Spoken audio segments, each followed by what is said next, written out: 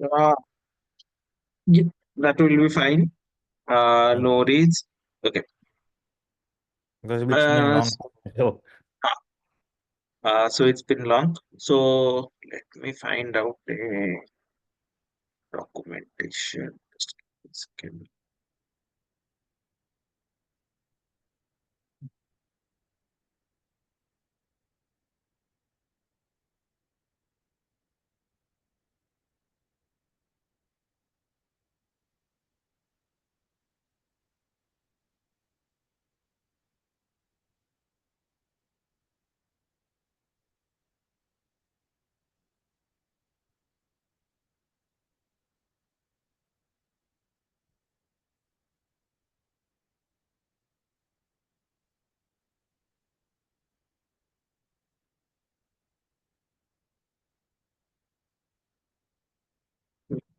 Can you able to see my screen?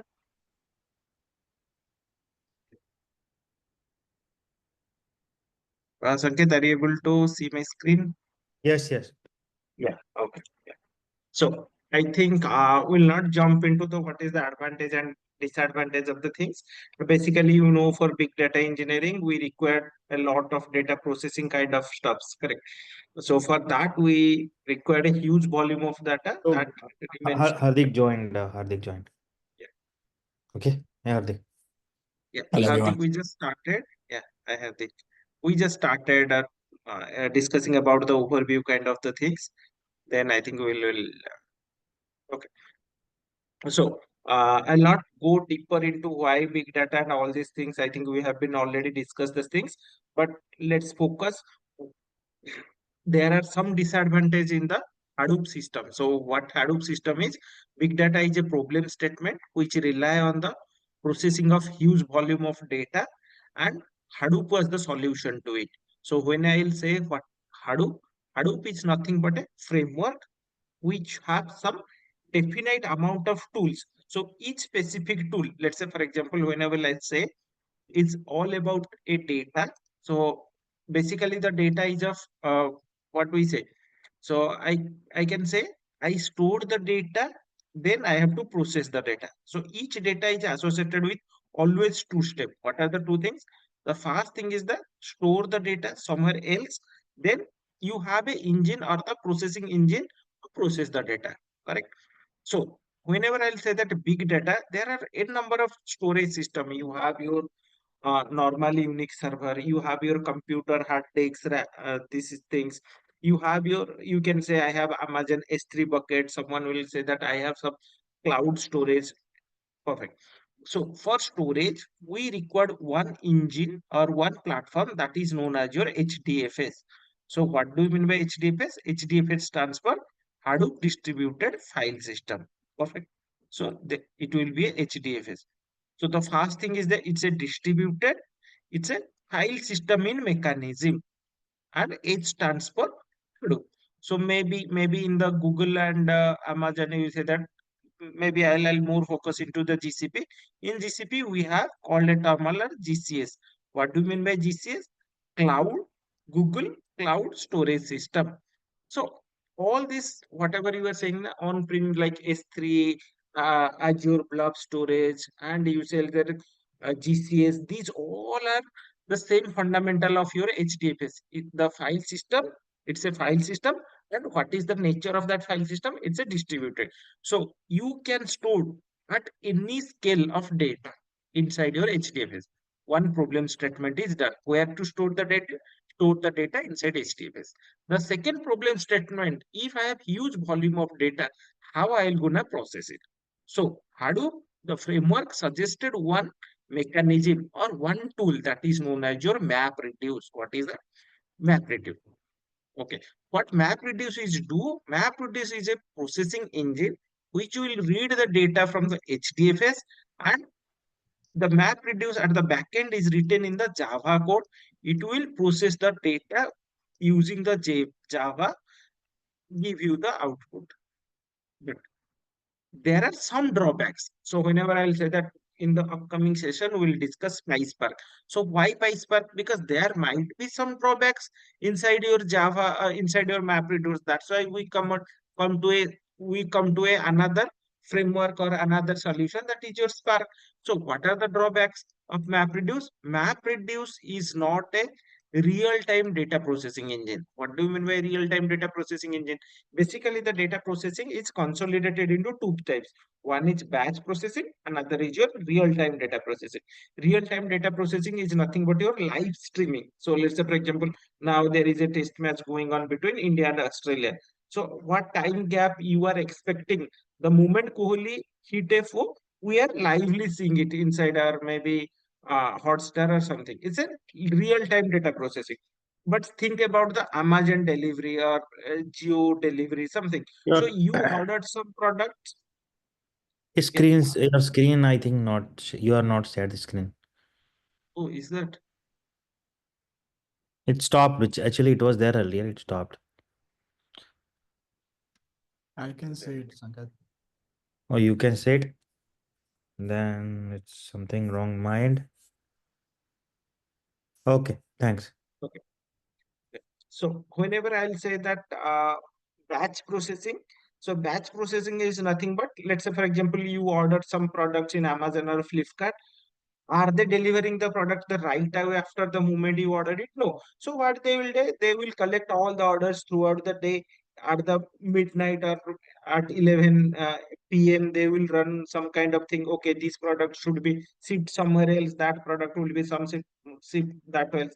Or else you can say your bill generation of telecom generation. Let's say for example, you have a postpaid SIM or you have a landline. So the moment you call, are you getting the bills? No, they will accumulate all the bills for the end of the month, something like, then they will generate it. So for here, maybe for bill generation of your internet, the delta or the time gap is 30 days. Maybe for your food delivery kind of thing, there will be some delta.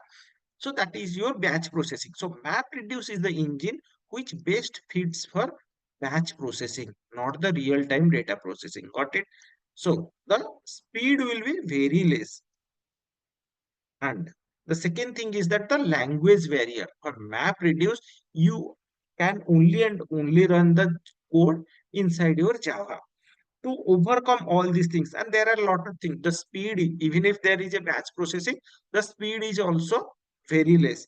And there is a concept of your in-memory processing inside your Spark, maybe in the later part of half will come into picture.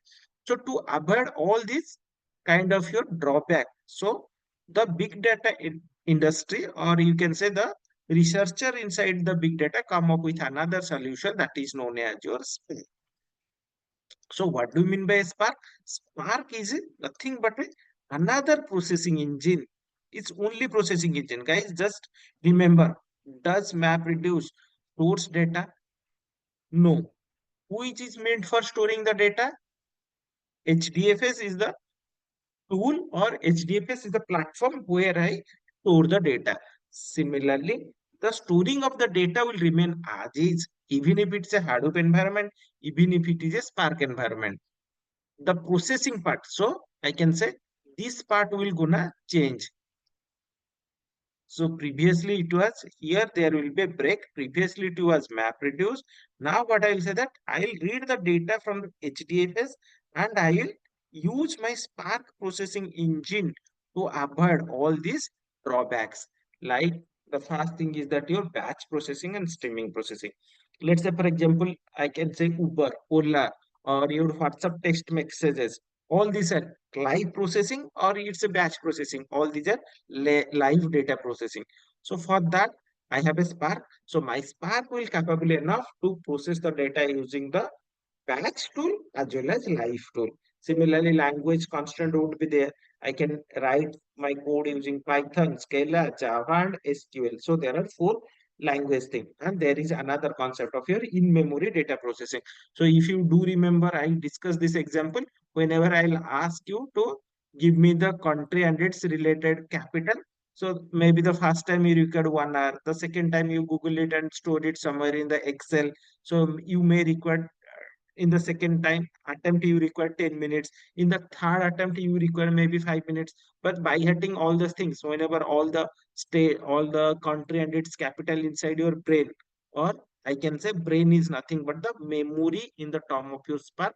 So you require fractional of second of your time to process the data. So Spark is nothing but the processing engine which is uh, capable enough to uh, leverage the functionality of in-memory data processing. Perfect. So why Spark? And if this Spark is a framework, if I can use this framework by a programming language called as Python, is so it will gonna coin the term as a Python plus Spark. It will give you PySpark. So any doubt till now? I think it's the overview what we discussed.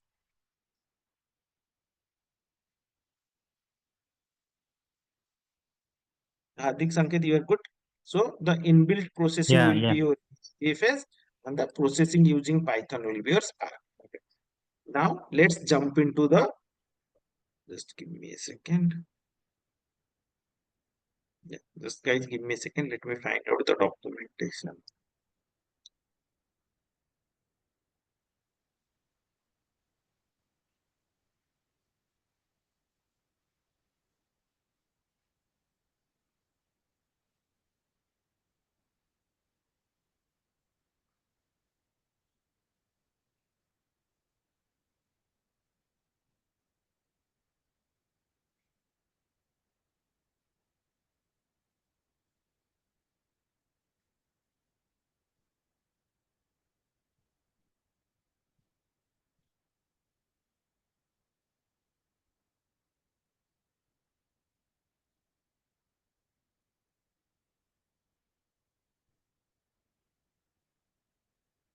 So now we'll jump into the Spark architecture. Okay, this feature.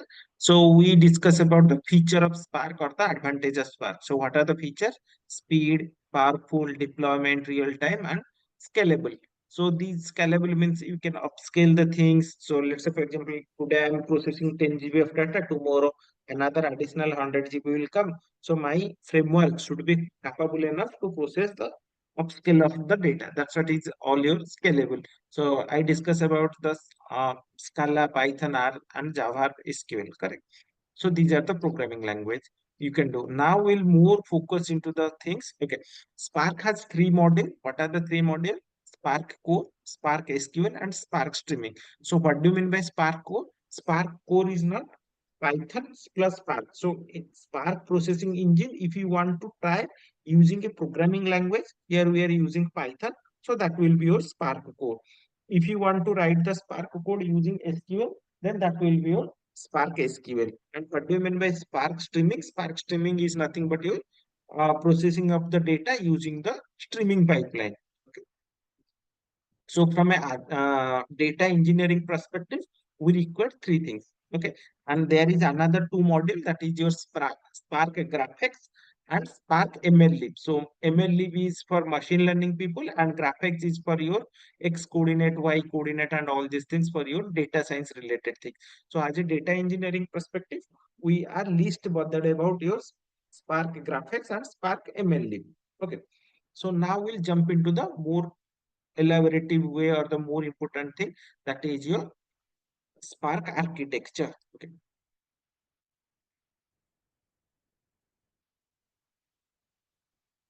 If you do remember inside your Hadoop, we have a concept of your master slave architecture. So what do you mean by master slave architecture? So there will be a master, correct? There will be a master. The master inside your Hadoop is known as what? Data node or worker node or name node, correct? So there will be a master called as your name node. And there are n number of workers will be your there. So what are that worker? That workers are called as your data node or worker node. Guys, do remember? So this is your master slave architecture. So there will be a continuous agreement or there will be a continuous IO between the master and the worker. So this is what your inside your big data or inside your Hadoop, this kind of processing will be there. Okay. So inside here, there is one concept called as your resource manager. Do remember? So what resource manager will do? Resource manager is nothing but a tool which is responsible for allocating the resource. If you do remember in HDFS, we discuss about block size, splitting the data into the smaller blocks and putting that. So who will take care of your all these things? That is your resource manager. So resource manager is the tool which is aware of putting which block is empty, where I can put and all these things. Okay. Similarly, in your Spark architecture is also a similar approach. That is also a master slave architecture. So here, how many worker node I have drawn? I have drawn 3 worker node. Here, how many worker node? There is 2 worker node. This is worker one. This will be your worker second worker. Okay. How many name node is there? One name node. In programming or in the processing language, we are not saying is name node, worker node, and all these things. So here the name node is nothing but what? Name node is nothing but your driver, or you can say Spark driver, Spark driver or driver. So driver is nothing but who drives the engine or the processing, and the worker is your nothing but your executor kind of thing. So what is executor and a driver? Okay. So where the executor will reside? The executor will reside in the worker node. Where the driver will reside? The driver will reside at the name node or the master node. Perfect. Okay. So who will takes care or who will coordinate between the driver and the worker? So there is a concept called as your cluster manager. Cluster manager, what will say? Now the first thing is that in the Hadoop, I will store the data. Okay. So I will store the data means I will dump the data. Let's say, for example, I receive a 100 GB of file. So if I want to store this 100 GB of file, so which concept I have to apply? I have to apply the concept of HDFS, like distributed. So I have, if you do remember, I have to split all this file into smaller chunks of the data. Then I have to put into the each individual worker or each individual worker node. Okay. Once you put it, all this metadata or the information, who will takes care of the things? This information will be there inside your cluster manager. So what cluster manager will do? Let's say, for example, you have a 100 GB of file and you place that 100 GB of file, let's say, for example, 50 GB to worker 1, 25, 30 GB to worker 2, and a rest of 20 GB to worker 3. So all this info will be there with whom? All this info will be there with your cluster manager. Yeah. So who manages the all the clustering part? Perfect. So there are 3 types of cluster manager are there. What are the things? Your YAR, if you do remember, what do you mean by YAR? Yet another resource negotiator. Then inside your yarn will be there. Then in today's world there will be Kubernetes and all these things. Perfect. And there is another cluster manager. I forgot that name. But they are not basically we are using, yeah, Hadoop are okay. Mesos no one is using, that is totally upskilled, and you can say I'm using Kubernetes. So nowadays in Google and all these things, you will find GKE, Google Kubernetes engine and all these things, or you will, or our primitive Spark programming till now also people are using, yeah, Hadoop. Yeah, perfect. So cluster manager. So what cluster manager will do? Cluster manager will allocate the jobs and all these things. So it will take care of the memory, CPU overhead, and all this concept. Perfect. So this is what your Spark architecture will look like. So now we'll go to the flow diagram of your thing. So what do you mean by driver program? Let's say, for example, I have a piece of code. Let's say, for example, I have written some line of code that whenever there will be some data, I have to divide that number into two. If there is a odd number, if there is a odd number, so the remainder will be one. If that will be a even number, the remainder will be zero. So that piece of code, what I did, I have written in the a.py file. Perfect. Okay. So what I'll go and proceed and submit this job to my name node. So who will take care of the things? So if my code is inside a.py file, so the driver will initiate the execution of the job. So what does that mean? So driver means, so inside your programming, if you do remember, there are some function, and end of the day we write underscore init main function. So what will be the main function? Main function is nothing but your entry point to your all the program. Similarly, driver is nothing but your entry point to the Spark programming. That is nothing but your main function or kind of thing.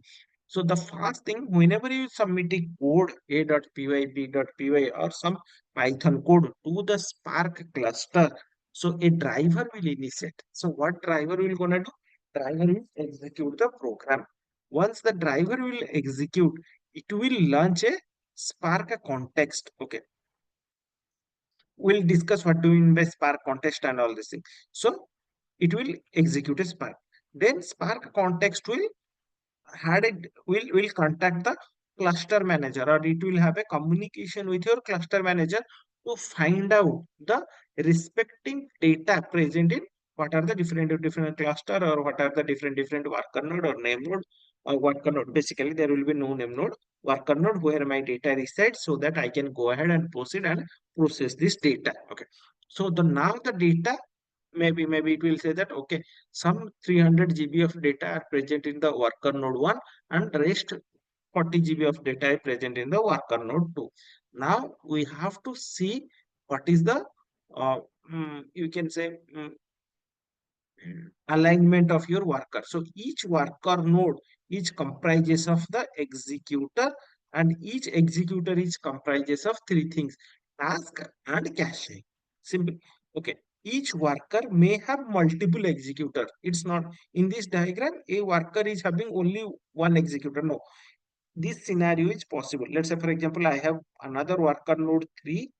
This worker node 3 can have multiple executor as well. Executor 1, executor 2, executor 3 as well. So you can see this worker is multiple executor, but in this diagram it's showing that one worker, one executor. No, a worker can have multiple executor. Okay, so what do you mean by task? Task is nothing but the lowest granularity who drives the things. And what do you mean by cache? Cache is the same concept of caching, persisting, all these things. So whenever, if you, even if in the mobile also, our memory have some cache, correct? So cache is nothing but your the same as its cache, it will be remain. And the task will the smallest chunks of the things. Perfect. So any doubt, Sanket and Hardik, till now? And the exec and the cluster manager yarn and all these things will communicate to the executor to start the kind of your the data processing. Now at this moment, what will gonna happen? Let's One question, Anvesh. hmm, So you said this a.py has a code. Like code for what? Means the data is coming from somewhere, and this is hmm. a code just to process that data. Yes, this is the code to process the data. So where, Let's let's say say when you are configuring, right, in the hmm. in the code you have to configure like where the data is coming off from, and all that stuff. No, that's take care of the cluster manager. Cluster No, manager. I'll give you a use case. Okay, Hmm, I have one S3 bucket where I have like a lot of data. Let's say like some million records. hmm, So hmm, now like I want to process that data. That's an unorganized data, hmm, unprocessed data, right? Raw data. How do I hmm, use this Spark with this hmm. diagram? Can you explain me? As simple as that, you have maybe 100 GB of data. Perfect. Yeah. Okay. So let's take this is as a structured data, and the same thing will applies to your unstructured data. So what is 100 GB of data? Let's say, for example, I'll say you have a file called as maybe maybe ABCD. Perfect. You have a Hmm. file called as ABCD. What this data will do?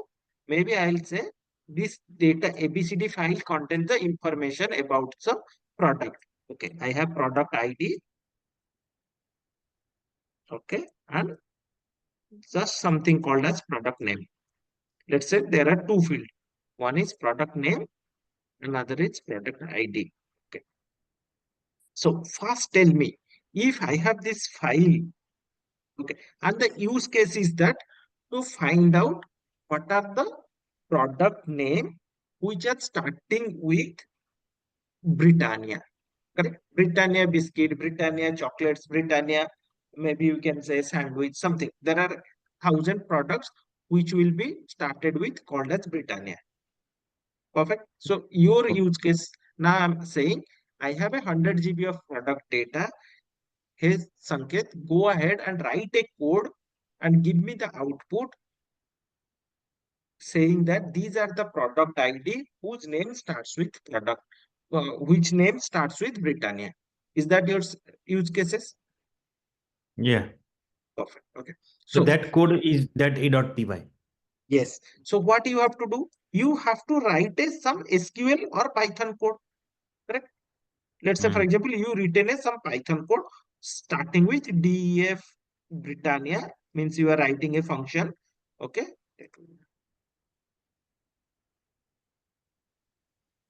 Okay. Let's say, for example, you are writing a function called as def Brita. Okay. Something you are writing. Okay. Okay.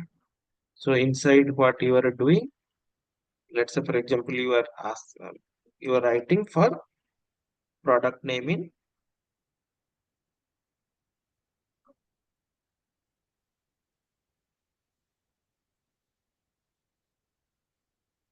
product. Okay. Or X in product name. Okay. Right.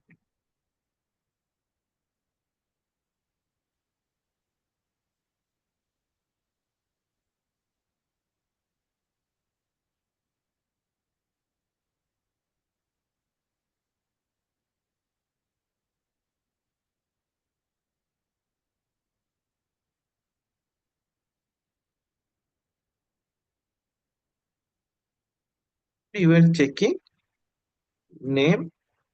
There is a function starts with, correct? This is not the code. Product name. You have to check in product name, correct? This will be something like of the code you have to pass. So this is your a.py file. You can store this. You just change into the Python and you store this file. Perfect. This is your a.py. Oh, now what will gonna happen?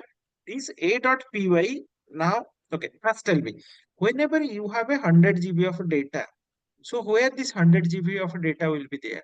So this a.py is nothing gonna process this 100 GB of data. Perfect. So where it will be 100 GB of data? Tell me. In The database S3. fast in the S3, the first step is to what I say to store the data. So the moment you have the store the data, here Spark won't come into the picture. The moment you have 100 GB of data, you might have stored something in your S3 bucket. Maybe I have worker node 1, you have stored something 10 GB. Here I have worker node 2, you have stored 70 GB, and here I have worker node 3. Somewhere you already stored in the 20 GB. So this is not the part of Spark. This is the part of your which job? HDFS job. Okay. Got it? Yeah. Mm. So now what will happen? So all this information would be with your name node because I have already placed that information I have with my name node. So if that information is with your name node, that means that information with your cluster manager, correct? Cluster manager no, okay, 10 GB data here, 70 GB data here, and rest 20 GB data here. Got it? The Yeah. moment you write a code a.py and submit to the driver program, this data information who will provide? The cluster manager, correct? Okay. Now what will happen? This a.py will go to this worker, and maybe this worker node to execute the code. Okay. So what will happen? Let's say, for example, this product ID and product name out of 100 GB, some 10 GB will be product. So let's say, for example, this is my whole product table. Don't think that all the product table inside a one worker. No, chunks of a product data inside a worker, another chunks of product data inside another worker, and another chunks of data inside your ad. So whenever you will see your table, you are looking as a single table. Am I correct? whether it's Mm. Oracle, MySQL, or something in BigQuery kind of thing. So I don't know what will be the AWS. I think Redshift is the table. So Table then of what? in the Amazon AWS, in GCS we have BigQuery. Okay, Okay. whatever it. So this table will be like you are seeing. So whenever you like select start from product, so you are seeing in a single page, but at the back end it won't store like this. It will be splitted. So this split will be data node 1, this split will be the data node 2. So each set of code or a.py will go to each of the worker and perform the this set of code inside each worker node. You got it? So here Yeah. a.py code will find and it will run the same a.py code. So it will go and search what are the product information present inside my worker node 1, worker node 1. And now you can ask, this is worker node. Then what is your task? So maybe this 100 GB, again I'll say, do you think this 100 GB will be a single place? No, it is not practically possible. Again, from 100 GB, we come down to 10 GB. Do you think this 10 GB will be a single place of worker node 1? No, that is also not possible. There will be small chunks, 200 GB. If you do remember, there will be a block concept, correct? 128 GB, 128 GB kind of concept.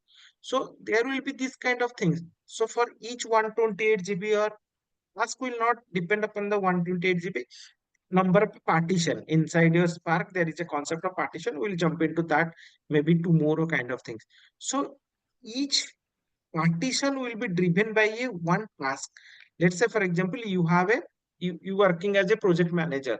So whenever you will get the project, are you directly assigning whole project to one resource? No, you are dividing the task into stories, and stories will be get split into Jira task. Am I correct? Or single Jira. So that Jira is nothing but your task. One Jira ID is nothing but your task. And two, three Jira ID will maybe created a story. Got it, Sanket? Yeah. The same concept. And the two, three stories will be into your summaries kind of inside your Jira board. The same concept is applies here. So the task is the lowest granularity of executing a work. Mm. And once all this information will be applied, let's say, for example, here out of 200 MB, it is written, okay, there are three products which name are starting with Britannia. Okay, maybe from here you will get, okay, there are 30 products which starting with Britannia. And maybe from here you will get maybe 756 products whose name started with Britannia. So what will happen? All this output will come into the to your driver program, like saying that, okay, in worker node, there are three products. In worker 2, there are 30 products. And in worker 3, there are 756. So out of that, so it will be 3, 9, 5, 8. Okay, 789. There are 789 products whose name are started with Britannia. So all this summation 3 plus 30 plus 756, who will take care of? So it will say that, okay, 3 product, it will say 30 product, and it will say 756. So all this summation will be taken care. So it will return 3 to here, it will return 30 to here, and it will return 756 to here. So driver is the point of contact who will aggregate all these things, and it will return 789. That's the final output. You understand what will be the role of your driver? So the role of your driver is nothing, just like a project manager. You assign Jira to him, you assign Jira to that guy, you assign Jira to another guy. The project manager will collect all the deliverables. As a delivery manager, he will submit to the client. Perfect. Yeah. Or the people are directly submitting to a client? No, they will report to the delivery manager. The delivery manager will go and have a discussion with the client saying that, okay, this is my final output. So here delivery manager is nothing but your driver program. Will collect the individual output from each of the worker node or each of the executor. Here I'll say that executor and each executable task will be output will be get added and will return to your driver, and the driver will saying that okay, this is the final output of my code. Perfect.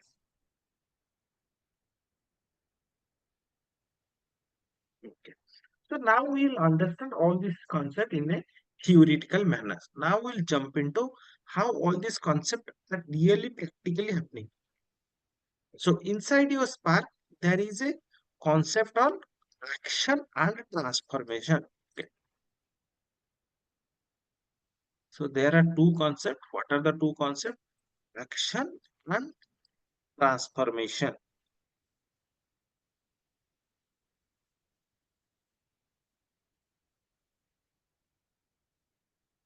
So what do you mean by action? Okay. So let's say, for example, I'll give a something called as collect,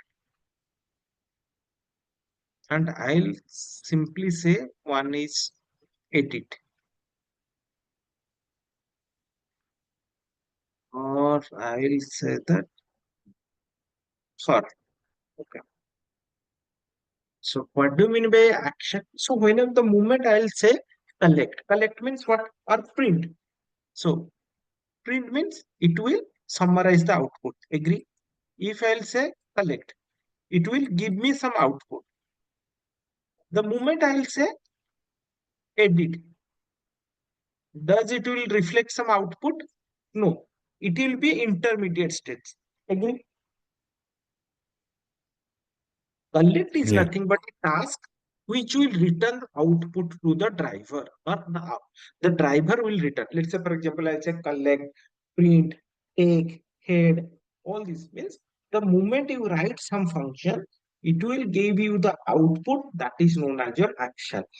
Transformation is nothing but the intermediate output. Intermediately output, I will not say intermediately stage. So let's say, for example, you are editing, you are writing something, or you are doing something. So it will give you a transformation. So on this concept, there is a concept of DAG. So what do you mean by DAG? Directed acyclic graph. So if I have an output, this is my input. Okay, this is my intermediate output 1, or I'll write T1. This is your T2. Okay, and this is your output. Okay, so output means only and only you will get output whenever you will pass a action like take, print, collect, then only you will get a output. Okay, so this intermediate T1, T2 is nothing but the form of your transformation. Got it? So this T1, T2 won't return any output to the user or to the developer. Perfect. So unless until you trigger a action, these steps won't get executed. These steps won't get executed. So this mechanism is known as your lazy evaluation. Unless until there will be a trigger of your action, there won't be any change of your transformation. Correct? So this is known as your action transformation. I think till that point we already been discussed. And if you do remember, so what I'll Sanket and Hardik, what I'll suggest you, please go through our previous recording. Just see, we have discussed action like take. Okay, if you do remember, I'm not sure.